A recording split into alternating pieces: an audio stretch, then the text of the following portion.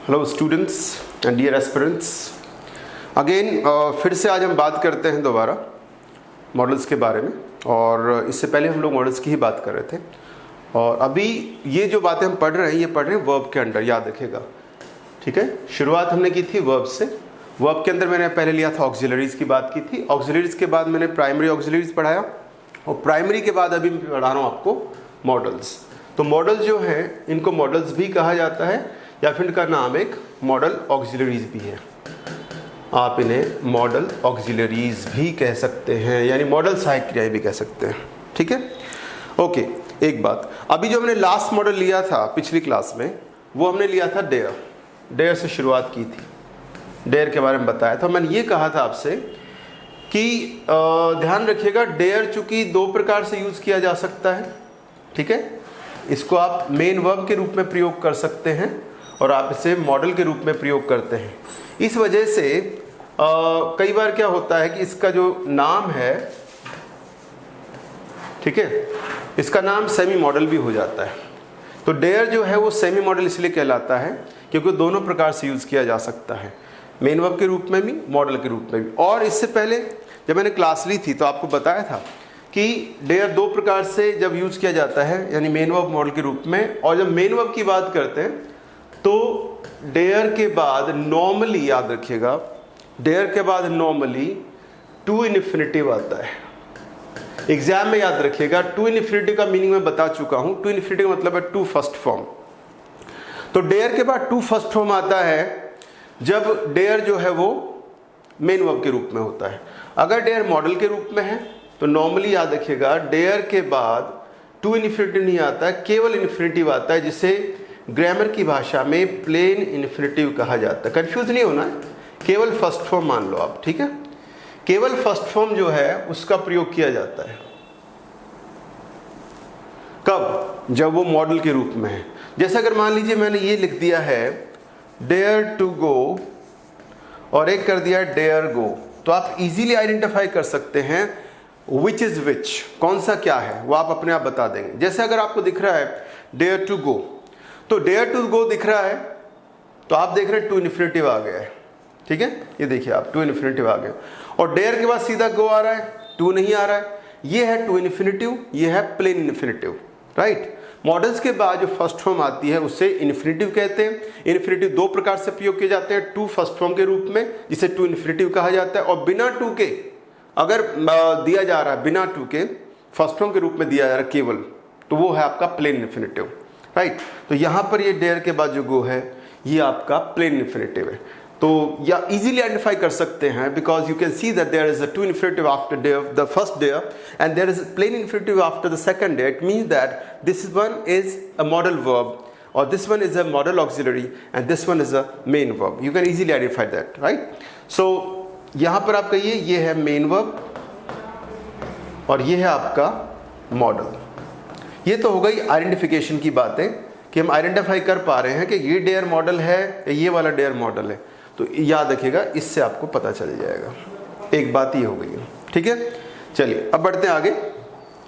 तो जो मैं आपको लास्ट टाइम जो मैंने पढ़ाई थी चीज़ें, आपको पिछली बार जो बातें बताई थी उसमें देखिएगा डेयर के कुछ प्रयोग बताए थे। डेयर का पहले हिंदी मीनिंग बताया था आपको।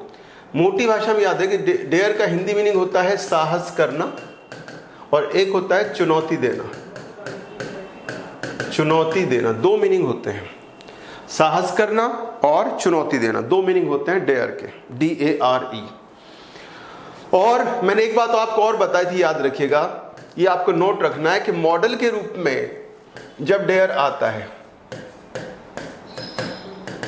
जब मॉडल के रूप में डेयर आता है, तो मैंने ये कहा था ये ज्यादातर नॉन असर्टिव होता है।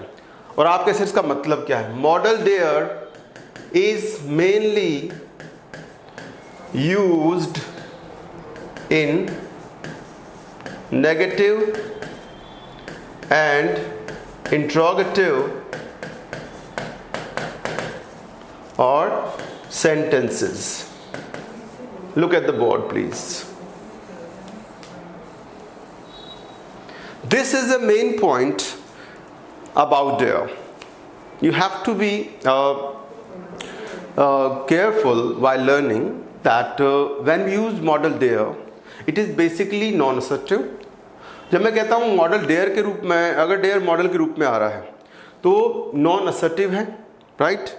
नॉन असर्टिव का मतलब ये हुआ उसे ज़्यादातर यूज़ किया जाता है मेन नेगेटिव वाक्य में, या फिर यूज़ किया जाता है इंट्रोगेटिव में, दो में यूज़ किया जाता है इसका, ठीक है।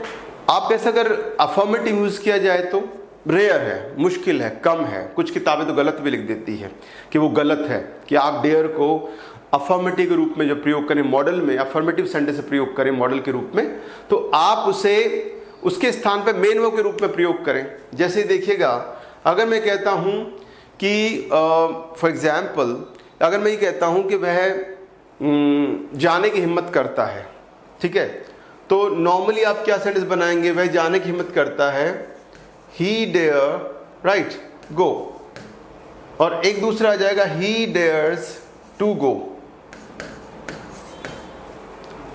तो अब देखिए, अब दोनों में से किसको महत्व मिलना चाहिए, क्योंकि सेंटेंस अफर्मेटिव है, it's not a negative sentence, it's an affirmative sentence. तो अफर्मेटिव सेंटेंस में मॉडल के रूप में डेयर को अवॉइड करना चाहिए। इसका मतलब आपको इसके स्थान पे इसको महत्व देना चाहिए, क्योंकि ये अफर्मेटिव सेंटेंस है, it's an affirmative sentence. When use dare in the affirmative sentence, तो फिर आपको इसको अवॉइड करना चाहिए, इसके स्थान पे ये बेटर है, ये वाला, ठीक है, डेयर से। एक बात और नोटिस करना, आप जब आप मेन वर्ब के रूप में यूज करेंगे डेयर को, तो आप उसको जैसे ऐसे यूज करेंगे, जैसे एस लगा दिया, डी लगा दिया, थर्ड पर्सन में एस लग रहा है, ठीक है, सेकंड फॉर्म में डी लग रहा है, तो उसको ऐसे आप यूज करेंगे, ही डेयर्स टू गो। तो अगर पूछा जाए आपसे परीक्षा के हिसाब से कि कौन सा वाला ज़्यादा प्रेफरेबल है, which one is more preferred, which one is more correct, which one is more acceptable in academic English, then you should go with the second one. आपको you should go for the second one, दूसरे वाला जो है उसको choose करना, right. तो ये ध्यान रखिए, क्योंकि ये अफर्मेटिव सेंटेंस है। क्योंकि जब डेयर मॉडल के रूप में आएगा तो वो अफर्मेटिव में कम यूज किया जाता है, रेयर यूज किया जाता है, लगभग नहीं किया जाता है। वो ज़्यादातर यूज किया जाएगा मॉडल के रूप में नेगेटिव या इंट्रोगेटिव सेंटेंस में, राइट। तो यहां पर अब देखिएगा सेंटेंस नेगेटिव इंट्रोगेटिव सेंटेंस में आएगा। अब एग्जाम्पल देखिएगा आप दूसरा, ही डेयर नॉट गो, ठीक है, बिल्कुल सही है, नो प्रॉब्लम। और क्वेश्चन के रूप में ले, dare he go, dare he go, he dare not go, dare he go. अब देखिए, आप बताइए मॉडल है या मेन वर्ब है। अब यहां पर ये मॉडल के रूप में आ रहा है, नो प्रॉब्लम, बिल्कुल ठीक है sentence, it doesn't make a difference, okay, इससे कोई फर्क नहीं पड़ेगा कि अब आप कौन सा यूज करते, दोनों सही है। ये भी मॉडल है, क्योंकि आप देख रहे हैं आप सीधा नॉट लगा हुआ है और आगे सीधा प्लेन इंफिनिटिव लगा हुआ है। यहाँ देखिएगा डेयर लगा हुआ है और ये मेन वर्ब है, टू नहीं आया हुआ, इसका मतलब डेयर मॉडल है। यहाँ पर डेयर क्या है, मॉडल, और यहाँ पर डेयर क्या है, ये भी मॉडल है, और यहाँ पर डेयर क्या है, ये मेन वर्ब है, MV, और यहाँ पर डेयर क्या है, मॉडल है। पर जैसे मैंने बार बार कह रहा हूँ, अफर्मेटिव वाक्य में मॉडल डेयर को अवॉइड करें एग्जाम के हिसाब से, उस पर ध्यान ना दें, ठीक है, ये ध्यान रखिएगा। सो ही डेयर नॉट गो और डेयर ही गो, ये ठीक। अच्छा, मीनिंग देखिए, हिंदी मीनिंग क्या निकलेगा, वह जाने की हिम्मत करता है और वह जाने की हिम्मत नहीं करता है, और क्या उसमें जाने की हिम्मत है, ये इनके हिंदी अनुवाद है, ठीक है। तो ये नेगेटिव, ये इंट्रोगेटिव, ये अफर्मेटिव, ये है इनमें। तो ये रूल याद रखिएगा सभी लोग। अच्छा, अब आपके दिमाग में क्वेश्चन उठ रहा होगा कि क्या सर इससे नेगेटिव बनाया जा सकता है, जब वो मेन वर्ब के रूप में दिया जाए, डेयर को जब मेन वर्ब के रूप में दिया जाए, तो क्या उसका नेगेटिव इंट्रोगेटिव बनाया जा सकता है, बिल्कुल बनेगा। याद है अगला पॉइंट, अगर डेयर मेन वर्ब है तो उसका नेगेटिव इंट्रोगेटिव सेंटेंस आप बनाएंगे वो डू डज से बनता है, यानी कि प्रेजेंट में बनेगा वो, ठीक है। आपको करके दिखाता हूँ। ये तो मॉडल के रूप में, model model model, model dare affirmative में जो अवॉइड किया जाता है, मॉडल नेगेटिव में और मॉडल इंट्रोगेटिव में। वाक्य बिल्कुल सही है, बस यहाँ थोड़ा सा आपको अवॉइड करना है, इसके स्थान पे इसका प्रयोग करें, ठीक है। मेन वर्ब, मॉडल मॉडल, ये ज़्यादा बेटर बजाय आप ये सोचें मॉडल मॉडल मॉडल, क्योंकि अफर्मेटिव में डेयर मॉडल के रूप में नहीं आना चाहिए, अवॉइड करना चाहिए। अगला पॉइंट लेते हैं। एक बात और देखिएगा कि अभी मैंने एक वाक्य लिखा था, अभी देखिए आप खुद आइडेंटिफाई कर सकते हैं डेयर को। अगर आप डेयर की बात करें, राइट, और यहां देखिएगा मैं ले रहा हूं उसको मॉडल के रूप में, ठीक है, और यहां ले रहा हूं मैं उसको मेन वर्ब के रूप में। हो गया। अगर मैं यहां कहता हूं शी डेयर गो, तो पहली बात एस मत लगा दी, गलत हो जाएगा वो। जब मॉडल के रूप में डेयर आता है, वी डोंट यूज एस और ई एस और डी और E D after dare.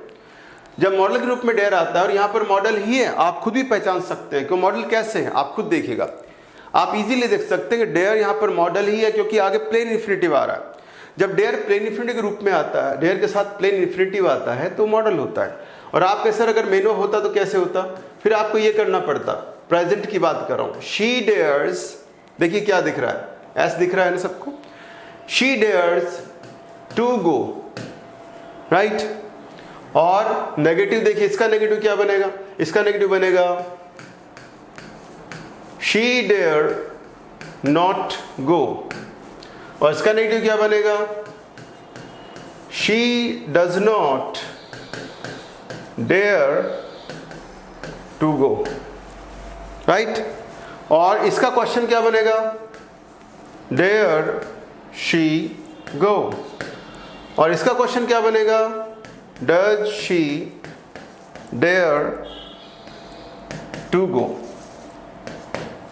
Check कर लीजिए आप, इजीली आइडेंटिफाई कर सकते हैं। You can easily see that I have used the same word, the same verb as a model as well as a main verb, right. दोनों के रूप में मैंने प्रयोग किया, इसका मॉडल के रूप में भी किया है, मेन वर्ब के रूप में भी किया है।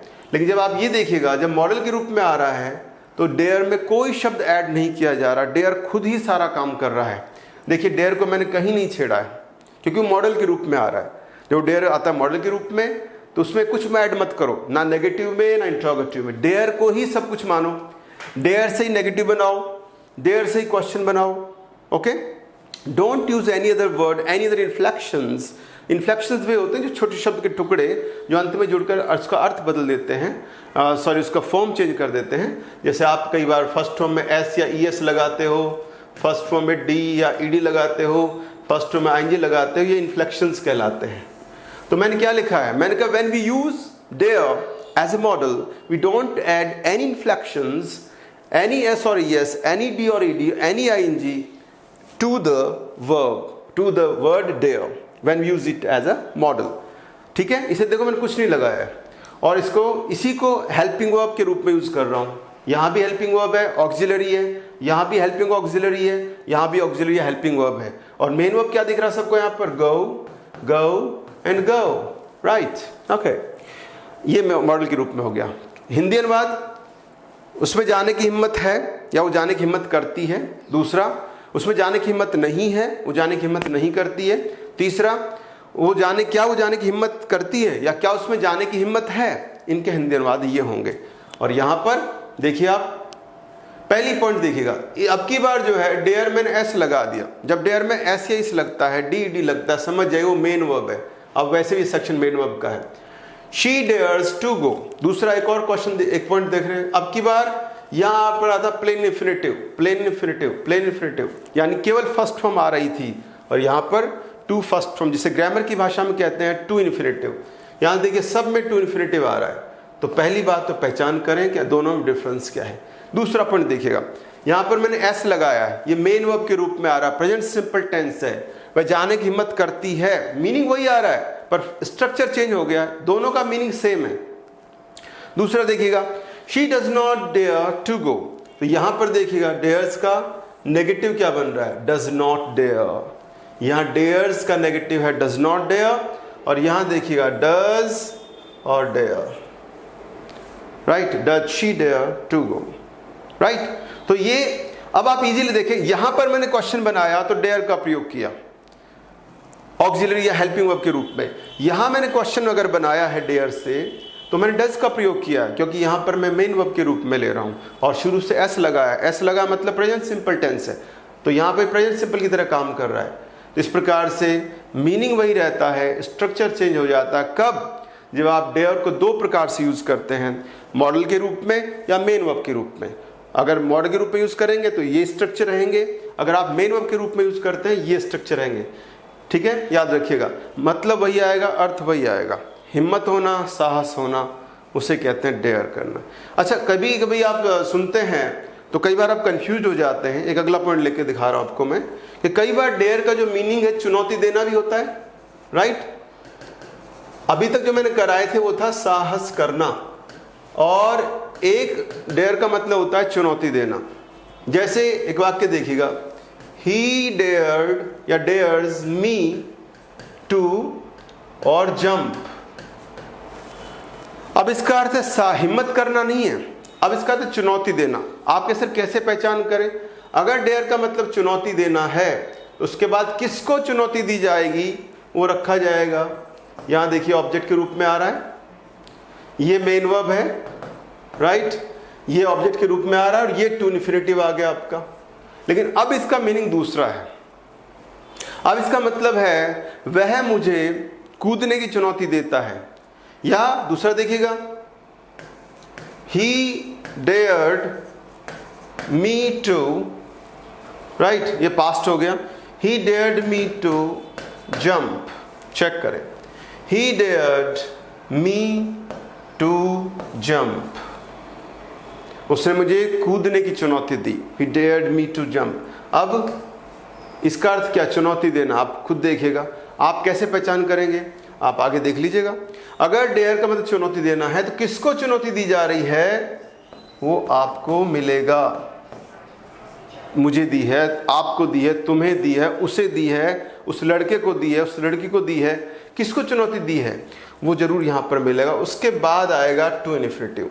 और जब डेयर का मतलब चुनौती देना है उसके बाद हमेशा याद रखेंगे टू फर्स्ट फॉर्म आता ही है, जिसे ग्रामर की भाषा में टू इन्फिनिटिव कहते हैं। ठीक है, तो ये मॉडल का इससे कोई संबंध नहीं है, याद रखिएगा। ये एक साधारण मेन वर्ब है, एक ऑर्डिनरी वर्ब है। आप लिख सकते हैं यहां पर, ये एक ऑर्डिनरी होता है साधारण, ORDINAR, ऑर्डिनरी और एक्शन वर्ब, ये एक साधारण एक्शन वर्ब है। ये मॉडल से इसका कोई संबंध नहीं है, इसको मॉडल के रूप में नहीं लेना है। ठीक है, तो इसको अलग ध्यान रखिएगा, आप लोग याद रखना है। ये इसको नहीं पढ़ रहे हम, ये तो सिर्फ आपको बता, आप कंफ्यूज नहीं हो। कई बार एक शब्द यूज करते हैं, बड़ा डेयरिंग आदमी है ना। डेयरिंग का मतलब साहस करने वाला, वो डेयर बना है साहस करने वाले मीनिंग से। हम कहते हैं बड़ा डेयरिंग आदमी। डेयरिंग का मतलब क्या होता है? बोल्ड, करेजस, साहसी। तो अगर आप कहते हैं बड़ा डेयरिंग आदमी है, आप ये कहते हैं इसका अर्थ है बोल्ड है, साहसी है, करेजस है। स्पेलिंग देखिए करेजस की क्या है, ये मीनिंग है, इसका अर्थ है साहसी। ठीक है, डेयरिंग, बोल्ड, करेजस, तो ये अलग मीनिंग में है, ये विशेषण है, एडजेक्टिव होता है ये, ADJ का मतलब एडजेक्टिव। ओके, चलिए आगे बढ़ते हैं। जो भी पढ़ रहे हैं ध्यान से पढ़िए। Your time, your money is very important. Okay, the money that you invest in education becomes a dividend, becomes a profitable thing after a time, after a long time or after some time. It depends on your target, your goals, what goals you have set. It depends on them. Okay, so whatever you are learning, whatever you are seeing at the board, whatever you are seeing on the board, you must be very careful while you are looking at the board, while you are learning, while you are trying to imbibe the things, trying to learn the things that I am teaching to you. Okay, so एक बात ये हो गई है। ठीक है, दूसरी बात ये भी है कि किसी ने कहा भी है ना, टाइम इज मनी। जो पढ़े लिखे बड़े लोग हैं जो कहते हैं कि चीज़ें महत्वपूर्ण होती हैं, समय महत्वपूर्ण, वो यही कहते हैं शुरू से। आपने कहावत, अंग्रेजी में कहावत चलती, टाइम इज मनी। वही कहते हैं समय उतना ही महत्वपूर्ण जितना आपका पैसा।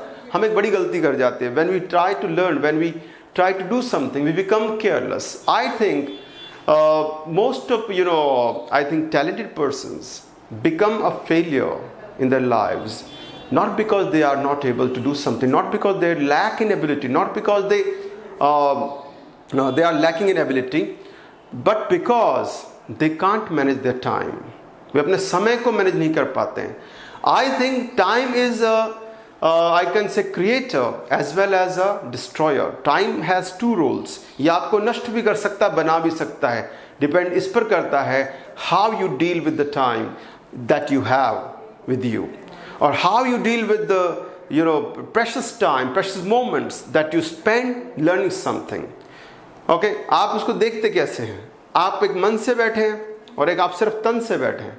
You have to be present. Not only physically but also mentally, emotionally, intellectually. आपका पूरा ध्यान इस पे होना चाहिए. Whatever you do, do with care. जो भी आप करते ध्यान से करिए. बड़े बूढ़े कह के गए हैं, बुजुर्ग हमारे पूर्वज कह के गए हैं, read while you read, play while you play. Okay? जब आप खेल रहे होते हैं, खेलने पर ध्यान दीजिए. जब आप पढ़ रहे होते हैं, पढ़ने पर ध्यान दीजिए. Live in the moment, live in the present. वर्तमान में जिए. वर्तमान जो चल रहा सामने, that is the most important thing. किसी ने पूछा सबसे महत्वपूर्ण समय कौन सा है? प्रेजेंट, पास्ट और फ्यूचर. प्रेजेंट में भी क्या है? The moment. वो मोमेंट जिसमें आप बोल रहे हैं, सुन रहे हैं, वो मोमेंट सबसे इंपॉर्टेंट. इसलिए जो मोमेंट आप बिता रहे हैं, बड़े ध्यान से ईयरफोन्स लगाइए. एक ऐसी जगह जाके बैठ जहाँ आपको डिस्टर्बेंस नहीं हो. ओके? याद रखिएगा, जिन लोगों के लिए आप समय खराब करते हैं, जिन लोगों को आप अभी ज़्यादा समय दे रहे हैं, अननेसेसरी टाइम दे रहे हैं, उन्हें आवश्यकता टाइम दीजिए. पर बिना बात उनको टाइम दे रहे, अपना टाइम वेस्ट कर रहे हैं, वही लोग एक दिन आपसे ही कह देंगे कि you don't deserve our company. आप हमारे लायक नहीं हैं, सो कीप अवे. इसलिए अपना उनको आप टाइम दें, उनकी ध्यान रखें, उनकी परवाह करें, but not unnecessarily. You have to be very careful about your career, your time, your money. Okay? You have to very careful. Okay? किसी ने कहा है ना, take care of your moments, your years will take care of themselves. अपने समय का, अपने पलों का ध्यान रखिए. आपके जीवन के जो वर्ष हैं वो अपना ध्यान खुद रख लेंगे. और दूसरी बात ये भी कही जाती है कि एक खाली घड़ा दूसरे घड़े को नहीं भर सकता. अगर आप किसी की मदद करना चाहते हैं, आप जिनके लिए चिंतित हैं, जिनके बारे में सोच रहे हैं, जिनके बारे में चिंता कर रहे हैं, उनकी मदद करने की कोशिश कीजिए. And how you can help them? You can help them by being successful. You can help them by being something that you want to be. वो जो आप बनना चाहते हो, बनकर आप उनकी मदद कर सकते हैं. तो आप पहले अपने आप को एबल बनाइए, आप अपने आप को योग्य बनाइए, उसके बाद आप दूसरों की मदद कर सकते हैं. ओके? केवल चिंता करने से worries won't to take anywhere. चिंताएं आपको कहीं नहीं ले जाएंगे. Your actions will do. इसका मतलब ये हुआ, आपकी चिंताएं आपको कहीं नहीं लेकर जाएंगी. They will take you to a pit, to a hole. वहां आप एक गड्ढे में ले जाके डाल देंगे. But when you act, when you work hard, you will be successful. तो आपके एक्शंस आपको वहां लेकर जाते हैं जहां आप जाना चाहते हैं. आपकी चिंताएं, आपकी फालतू की कंसर्न्स, वो आपको कहीं नहीं लेकर जाएंगे. इसलिए boys and girls and students and all the people who are looking at the board और who are trying to learn something, please be aware, be alert in the moment, in the present. Okay? Thank you. So, dare की मैंने बात की है यहाँ पर. Dare का आपको ये दूसरा पॉइंट एक बताया है. ये इसलिए समझा दिया कि आप उस डेयर से इस डेयर को कंफ्यूज ना करें. ओके? अब एक छोटा सा पॉइंट याद रखिएगा, मैं शुरू में बता चुका हूँ. आखिरी पॉइंट डेयर के बारे में. अगर आपसे पूछ लिया जाए कि मॉडल जो डेयर है वो कौन से कॉन्सेप्ट दिखाता है, तो आप बताइएगा नंबर 1 वो दिखाता है करेज को. अगर वो अफर्मेटिव सेंटेंस में है तो साहस को, बोल्डनेस को दिखाता है. अगर वो अफर्मेटिव सेंटेंस में है या फिर अफर्मेटिव वाक्य में है. ठीक है? अगर वो नेगेटिव वाक्य में है तो दिखाता है लैक ऑफ करेज, वो साहस का अभाव दिखाता है. लेकिन वो कैसा सेंटेंस होगा? वो नेगेटिव सेंटेंस होगा. तो नेगेटिव सेंटेंस में डेयर दिखाता है लैक ऑफ करेज और अफर्मेटिव दिखाता है करेज, साहस को दिखाता है. इसमें साहस के अभाव को दिखाता है. लैक का मतलब कमी या अभाव होता है, उसको शो करता है ये. ठीक है? याद रखिएगा. कभी कभी स्पोकन इंग्लिश में एक आखिरी पॉइंट है डेयर के बारे में. कभी कभी स्पोकन इंग्लिश में आप ऐसे वाक्य भी देख लेंगे अखबार वगैरह पढ़ते समय, does not dare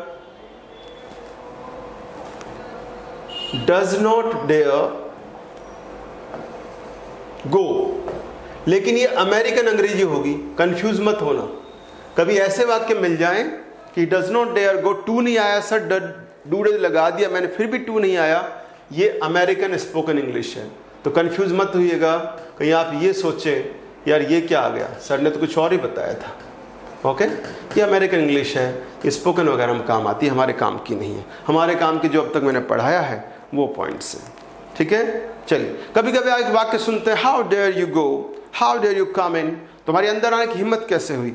how dare you touch me, how dare you talk to me like this, तुम्हारी इस प्रकार से मुझसे बात करने की हिम्मत कैसे हुई। Right, how dare you abuse me, तुम्हारी गाली देने की हिम्मत कैसे। दीज आर द एक्सप्रेशंस, वो आपको, ये किसी को धमकाने के लिए प्रयोग किया जाता है, अक्सर किसी को चेतावनी देने के लिए प्रयोग किया जाता है। हाउ डेयर यू, अक्सर आपने सुना होगा, कुछ लोग तो इतना ही बोलते हैं हाउ डेयर यू, ये कभी कभी सुन लेते हैं। इसमें भी डेयर मॉडल है याद रखिएगा, इसमें डेयर क्या मॉडल है, मेन वर्ब नहीं। क्योंकि अगर आप पूरा वाक्य बोलेंगे क्या बोला जाता है, देखिएगा पूरा सेंटेंस देखिए कैसे बोला जाता है। आप ये कहते हैं, मान लीजिए हाउ डेयर यू, इतना तो शुभ सुनते हैं आप, टीवी में फिल्म सुनते रहते हैं, लेकिन अगर आप पूरा सेंटेंस बोले तो क्या हो जाएगा, हाउ डेयर यू, राइट, और कम इन, तुम्हारी अंदर आने की हिम्मत कैसे हुई। हाउ डेयर यू कम इन, ये किसी को चेतावनी धमकी देने के लिए प्रयोग किया जाता है। इसमें अगर पूछ लिया जाए कौन सा कॉन्सेप्ट है तो क्या बताओगे, थ्रेट या वार्निंग। चेतावनी धमकी देने के लिए हम प्रयोग करते हैं ऐसे वाक्यों का। और यहां से आपसे कोई पूछ ले कि डेयर यहां पर मेन वर्ब है या फिर वो ऑक्सिलरी मॉडल के रूप में, तो आप खुद चेक करके देखिएगा। डेयर मॉडल के रूप में है, क्योंकि डेयर के सीधे डेयर को यहां पर सहायक क्रिया के रूप प्रयोग किया जा रहा है, ऑक्सिलरी के रूप प्रयोग किया जा रहा है, और यहां पर मेन वर्ब आ रहा है और बिना टू के आ रहा है। अगर डेयर के बाद टू फर्स्ट फॉर्म नहीं आ रहा है, इसका मतलब डेयर मॉडल है वहां पर। ओके, सो ये कुछ बातें डेयर के बारे में। आगे बढ़े, ओके, थैंक यू। अब लेते हैं अगला मॉडल, नीड। नीड जो है, इससे पहले आगे बढ़ूं, नीड के 2-3 वाक्य दिखा देता हूं आपको। अगर मैं कहता हूं आई नीड और यहां पर आ गया वाटर, तो ये साधारण ऑर्डिनरी एक्शन वर्ब है कि मुझे पानी चाहिए, तो ये साधारण क्रिया है, इसका हम इससे मॉडल से कोई संबंध नहीं है। इसका अर्थ चाहिए, आवश्यकता होना, इसका पर्यायवाची रिक्वायर, आई रिक्वायर वाटर, ठीक है। ये तो हम यूज करते हैं, I need money, I need something, I need books, ये हम यूज करते हैं, ठीक है।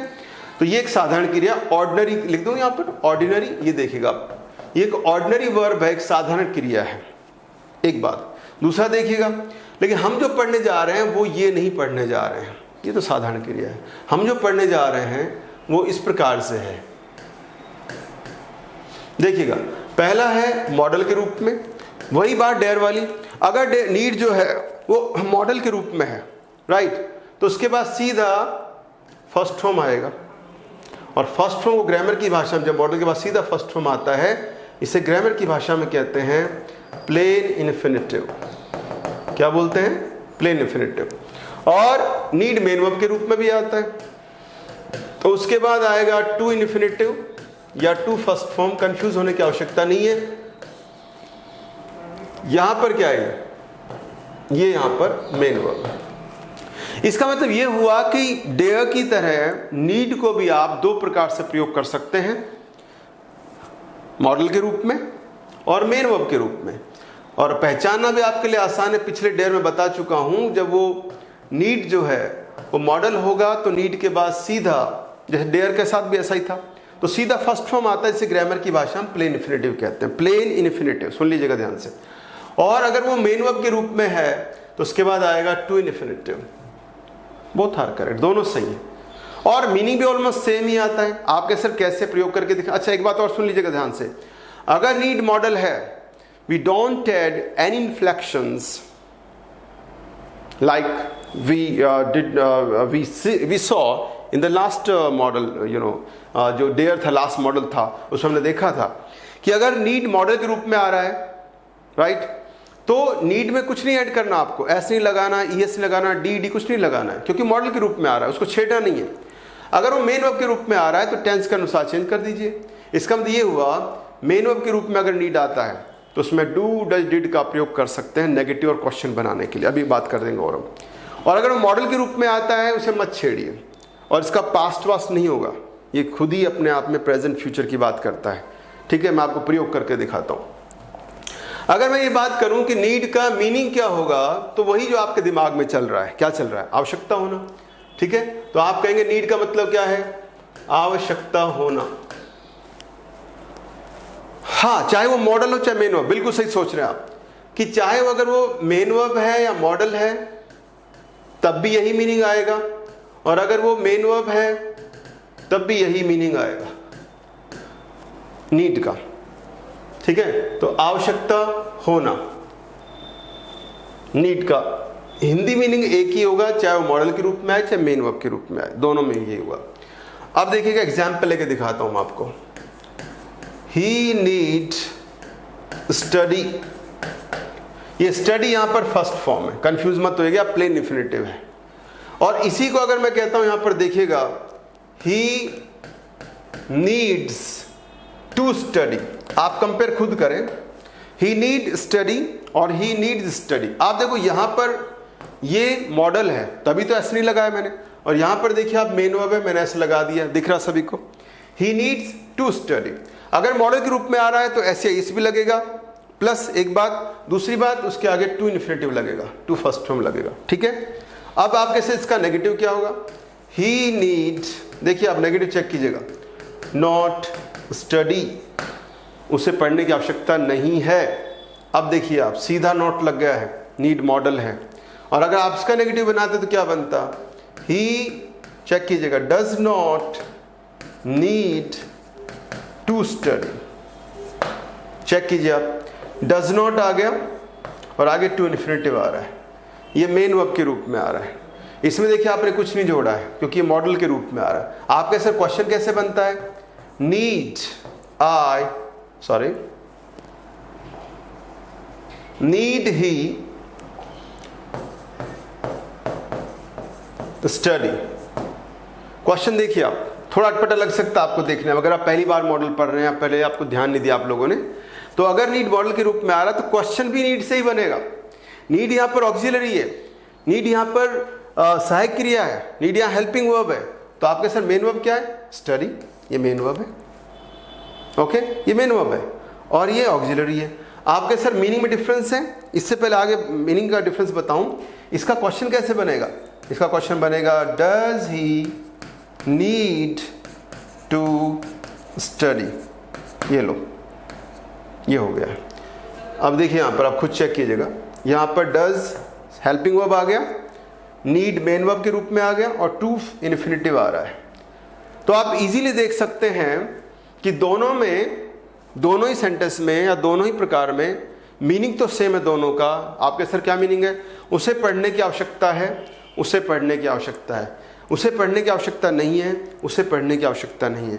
क्या उसे पढ़ना चाहिए या पढ़ने की आवश्यकता है, इसका भी है, क्या उसे पढ़ना चाहिए क्या उसे पढ़ने की आवश्यकता। मीनिंग दोनों का समान है, बस स्ट्रक्चर अलग अलग है।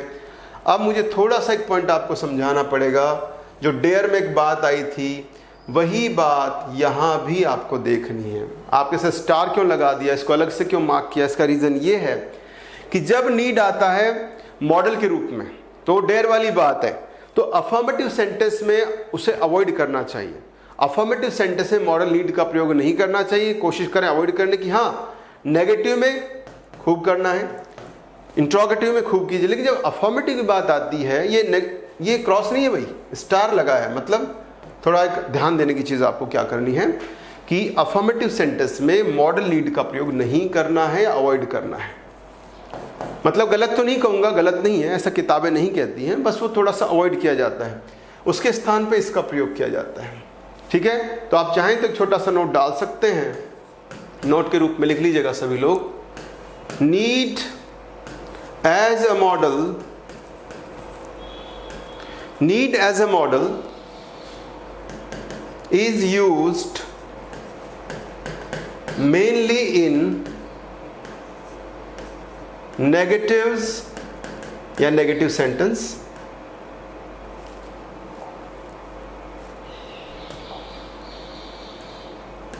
negatives and interrogatives।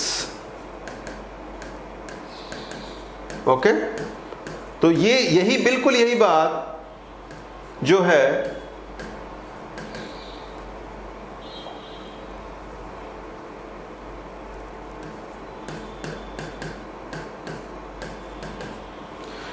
बिल्कुल यही बात मैंने की थी जब मैंने आपको डेयर के बारे में बताया था, राइट, कि जब डेयर आता है मॉडल के रूप में तो या तो नेगेटिव सेंटेंस में आता है, इंट्रोगेटिव में आता है।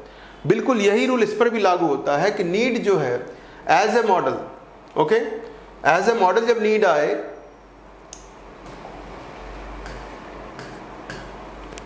तो आपको याद रखना है कि वो ज़्यादातर यूज़ किया जाता है नेगेटिव सेंटेंस में, इंट्रोगेटिव में। आपके सिर्फ अफर्मेटिव में क्या करें, अफर्मेटिव में इसके बजाय इसका प्रयोग करें, ठीक है। यानी अगर अफर्मेटिव सेंटेंस बनाना चाहते हैं आप नीड से, तो मॉडल की बजाय मेन वर्ब का प्रयोग करें। ये थोड़ा प्रेफरेंस मिलता है, ध्यान रखिएगा। चलिए एक बात होगी। अब देखिए एक बात ये आती है कि नीड जो आता है मॉडल के रूप में या फिर वो आता है मेन वर्ब के रूप में, तो वो कॉन्सेप्ट क्या देता है? क्योंकि शुरू मैंने कहा था कि प्रत्येक मॉडल जो है वो किसी न किसी आइडिया, किसी न किसी थॉट, किसी न किसी कॉन्सेप्ट को शो करता है। जैसे मैंने कहा था कोई मॉडल परमिशन दिखाता है, जैसे कैन एबिलिटी दिखाता है, पॉसिबिलिटी दिखाता है, राइट। जैसे विल यू जो है वो रिक्वेस्ट दिखाता है, वुड जो है वो पोलाइटनेस दिखाता है। ऐसे ही नीड अगर मॉडल के रूप में आता है तो कौन से कॉन्सेप्ट को शो करता है, तो लिख लीजिए, लिखना चाहे देख लीजिए आप। तो नीड जो है मॉडल के रूप में दो चीज़ दिखाता है। एक तो दिखाता है नेसेसिटी, नेसेसिटी क्या होती है, आवश्यकता को दिखाता है, और एक दिखाता है ये लैक ऑफ नेसेसिटी, आवश्यकता का अभाव, यानी कि आवश्यकता है ही नहीं। तो ये नीड जो है वो नेसेसिटी, आवश्यकता या आवश्यकता का अभाव दिखाता है।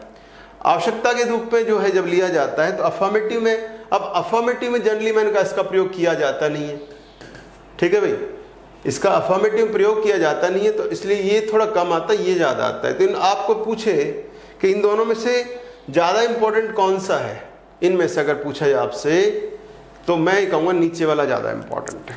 और जब आप नीचे वाला बताओगे ना तो आपको नीड नॉट की आवश्यकता पड़ती है, ठीक है भाई, ध्यान रखिएगा कि नीड मॉडल के रूप में जब एग्जाम में आता है तो ज़्यादातर वो लैक ऑफ नेसेसिटी के लिए आता है, आवश्यकता का अभाव दिखाने के लिए आता है। और जब नीड आवश्यकता का अभाव दिखाएगा कि आवश्यकता है ही नहीं, तो उसके लिए कौन सा वर्ब फॉर्म आएगा या कौन सा स्ट्रक्चर आएगा, नीड नॉट आएगा। उसके बाद आगे फर्स्ट फॉर्म, जिसे ग्रामर की भाषा में प्लेन इंफिनिटिव कहते हैं, ये आ जाता है।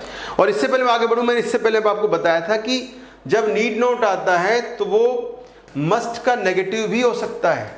पिछले वाले में बताया था आपको मस्ट जब ये कहता है कि ऐसा काम करना ही होगा, तो ये ऑब्लिगेशन, बाध्यता, आवश्यकता को दिखाता है। इसका जो नेगेटिव होगा मैंने आपको बताया था वो नीड नॉट होगा। हमारे पिछले वीडियो आप चेक कर सकते हैं, उसमें मैंने जिक्र किया था कि मस्ट अगर ऑब्लिगेशन दिखाता है कि तुम्हें काम करना ही होगा, करना ही पड़ेगा, करना ही चाहिए, राइट, तो फिर आप नेगेटिव किससे बनाएंगे, नीड नॉट से बनाएंगे। जैसे मैंने एग्जाम्पल भी लिया था, आपको याद हो तो, यू मस्ट कम, राइट, और यहां पर है नाउ। अगर ये किसी पर बाध्यता है, मजबूरी है, कमांड है कि तुम्हें अभी आना ही पड़ेगा, यू मस्ट कम नाउ, तो फिर इसका नेगेटिव किससे बनेगा, नीड नॉट से बनेगा। तो ये दिखाएगा ऑब्लिगेशन। ऑब्लिगेशन क्या होती है, बाध्यता, OBLIGATION, या नेसेसिटी भी कह सकते हो। ये कमांड, अथॉरिटी, ऑब्लिगेशन, कंपल्शन, उसको दिखा रहा है। यू मस्ट कम नाउ, तुम्हें भी आना ही पड़ेगा। और आपने सब इसका नेगेटिव बनाए तो क्या होगा, फिर होगा lack of obligation, lack of necessity, फिर नीड नॉट आएगा। तो क्वेश्चन क्या, सेंटेंस क्या बनेगा, you need not come now. Must not से नहीं बनेगा, मैं पहले बता चुका हूं कि जब मस्ट ऑब्लिगेशन दिखाता है, बाध्यता दिखाता है, तो मस्ट का नेगेटिव नीड नॉट होगा, मस्ट नॉट नहीं होगा। रिमेंबर दैट प्लीज, याद रखिएगा, ठीक है, ओके। जैसे एक आखिरी पॉइंट लेते हैं, ये क्वेश्चन आ गया, नीड ही कम नाउ, इसका मीनिंग क्या होगा, नीड ही कम नाउ, क्या अब उसे आने की आवश्यकता है, क्या अब उसे आना है या आना चाहिए, ठीक है। इसका आंसर मान लो दिया जा रहा है पॉजिटिव, तो पॉजिटिव में क्या आ सकता है आंसर, यस ही। अगर आना चाहिए अथॉरिटेटिव, तो आप यस ही मस्ट, हाँ उसे आना ही पड़ेगा, आना ही चाहिए। और आपके आवश्यकता नहीं है तो आपके नो ही नीड नॉट, नहीं उसे आने की आवश्यकता नहीं है। तो अगर नीड आता है क्वेश्चन के रूप में या मॉडल के रूप में, याद रखिएगा क्वेश्चन वाक्य है, क्वेश्चन वाला सेंटेंस है, इंट्रोगेटिव सेंटेंस है। नीड ही कम नाउ, ही को देखकर ऐसी ऐसे मत लगा देना। मॉडल नीड के रूप में आता है, उसमें कुछ नहीं लगता है, ये मॉडल के रूप में आ रहा है, ठीक है। तो यहां पर देखिएगा कि नीड का अगर ये क्वेश्चन पूछा जा रहा है क्या उसे अभी आने की आवश्यकता है, नीड ही कम नाउ, उसके आंसर दो प्रकार दिए जाते हैं। अगर कहीं हाँ जरूरी है, आना ही है, तो फिर आप बोलेंगे यस ही मस्ट, इसका आंसर। और आप कहें नहीं आवश्यकता नहीं है, तो इसका नेगेटिव आंसर क्या होगा, नो ही नीड नॉट। ये बातें हैं नीड के बारे में। Okay, thank you. आगे बढ़ते हैं, अगला मॉडल देखिएगा इसमें, डेयर, नीड, मस्ट। अब आ जाते हैं एक और ऐसा मॉडल है OUGHT, ought to। एक और ऐसा मॉडल आया था जहां पर टू लगाना ही पड़ा था हमें, वो था यूज्ड टू, जो मैं इससे पहले आपको पढ़ा चुका हूं, पिछले वीडियोस में हमने बात की उस बारे में। उसके बाद फर्स्ट फॉर्म, इसके बाद ही फर्स्ट फॉर्म। याद रखिएगा दो ही ऐसे मॉडल हैं जो टू के साथ बोले जाते हैं। 13 मॉडल्स हैं, केवल 13 मॉडल्स हैं। 13 में से दो ही मॉडल्स ऐसे हैं जिनको हमेशा टू के साथ बोला जाता है, ought to, used to। हालांकि ought to आजकल ओल्ड फैशन हो गया है, अब इसका प्रयोग वैसे लिखने पढ़ने में नहीं किया जाता, परंतु ग्रामर की बुक्स में दिया हुआ है, तो हमें इसको एक बार देखना चाहिए, पढ़ना चाहिए कि ought to का मतलब क्या। देखिए ought to आजकल पुराना पड़ गया है या प्रयोग में कम आता है, इसका रीज़न क्या है? इसका रीज़न ये है कि इसको हम चाहिए के अर्थ में यूज़ करते हैं। चाहिए नीड वाला चाहिए नहीं, ऐसा करना चाहिए, जाना चाहिए, देखना चाहिए, वो वाला चाहिए, ठीक है, उसके रूप में हम इसका प्रयोग करते हैं। अब इस अर्थ में हम ज़्यादातर किसका प्रयोग करते हैं, शुड का।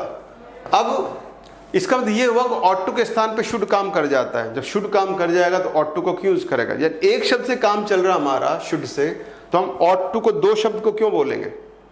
इसलिए इसका बेचारा जो ought to है, ये ग्रामर से लगभग it has disappeared, I think. I mean grammar से तो नहीं है, बट या in normal usages we don't use ought to, we rather prefer should। तो should is more usual, should is more usable than ought to because of its complications। Okay, तो लेकिन अब meaning तो ये, लेकिन इसका प्रयोग तो अब सीखना पड़ेगा, मॉडल के रूप में आए। तो मैं आपको बता दूं, पहली बात देख लीजिएगा, ought to का हिंदी अर्थ है चाहिए, ठीक है, और उसके बाद टू फर्स्ट फॉर्म आता है, इसका नेगेटिव बनता है ought, और not to, ये इसका नेगेटिव बनता है, not यहाँ पर आएगा, पीछे मत लगा दीजिएगा, ये जी नहीं आना चाहिए कि ought to not, और फर्स्ट फॉर्म ये करोगे तो गलत हो जाएगा।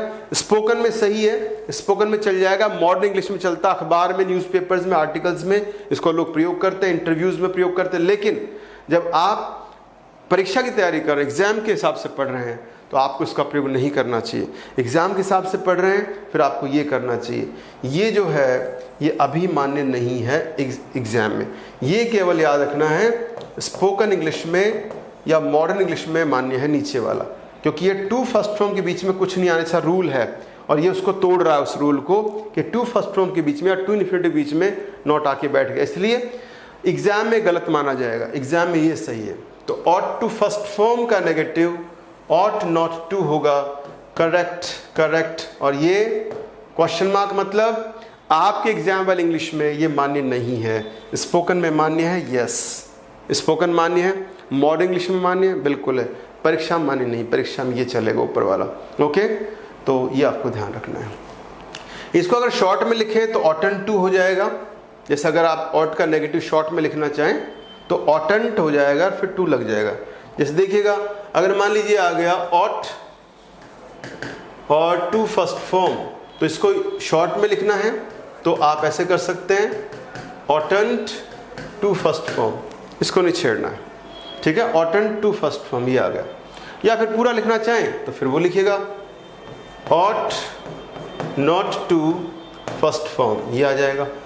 तो ये दोनों ही नेगेटिव हैं, ये कॉन्ट्रैक्टेड है, संकुचित है, और ये थोड़ा सा फुल फॉर्म में आ रहा है। बात तो एक ही, दोनों ही नेगेटिव हैं।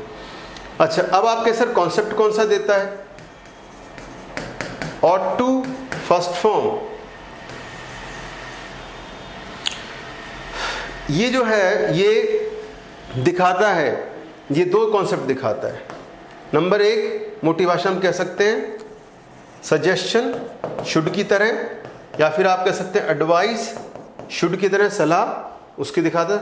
सजेशन क्या होता है? सुझाव, और एडवाइस भी सुझाव सलाह ही होता है। और एक दिखाता है आपका लॉजिकल और कंक्लूजन। लॉजिकल कंक्लूजन होता है तर्क के आधार पर निष्कर्ष पे पहुंचते हैं, वो लॉजिकल कंक्लूजन होता है, शुड की तरह काम कर रहा है। और एक आप इसमें और ले सकते हैं, 3 तो ये हो गया, एक ऑप्शन में आप और ले सकते हैं। और टू क्या दिखाता है? वो दिखाता है आपका राइट, जो सही चीज़ है, जो आपको लगता है डिज़ायरेबल है, ठीक है, राइटनेस को दिखाता है। राइटनेस क्या होता है? औचित्य। कोई काम को लग रहा सही है तो आप उसके लिए ऑट टू का प्रयोग करते हैं। हालांकि मैं बार बार कह रहा हूँ, ऑट टू का प्रयोग अभी हम नॉर्मल भाषा में नहीं करते हैं, वो लगभग गायब हो चुका है। नॉर्मल भाषा में शुड का प्रयोग ज़्यादा करते हैं, पर जो दे रखा है ग्रामर की बुक्स में वो तो हमें बताना ही पड़ेगा। इसलिए ये कॉन्सेप्ट दिए जा सकते हैं ऑट टू से, सजेशन या एडवाइस, लॉजिकल कंक्लूजन, लॉजिकल तर्क के आधार पर निष्कर्ष, और सही क्या है ये बताने के लिए हम यूज करते हैं ऑट टू का। नेगेटिव हो तो नॉट लगा दो। और एक प्रयोग होता है ऑट टू हैव और थर्ड फॉर्म। ये ऐसा ही जैसे should have third form, should have third form और ought to have third form, दोनों का अर्थ हिंदी में एक ही होगा। ऐसा करना चाहिए था, तुम्हें बताना चाहिए था, वो होगी। इसको हम आगे पढ़ेंगे। फिलहाल ये वाले कुछ पॉइंट देख लेते हैं, कुछ एग्जाम्पल्स देखते हैं। देखिएगा, शी ऑट टू राइट और कंसल्ट ए डॉक्टर, उसे डॉक्टर से मिलना चाहिए। नेगेटिव क्या होगा? नेगेटिव सलाह है, she ought not to consult a doctor. और क्वेश्चन क्या बनेगा? Ought, ought she to consult a doctor, ये क्वेश्चन बन गया। ठीक है, तो एक तो ये तो साधारण प्रयोग हो गया इसका। ओके, चलिए अगली क्लास में बाकी बातें देखते हैं। आज के लिए काफी है। Thank you very much, have a great day. Thank you.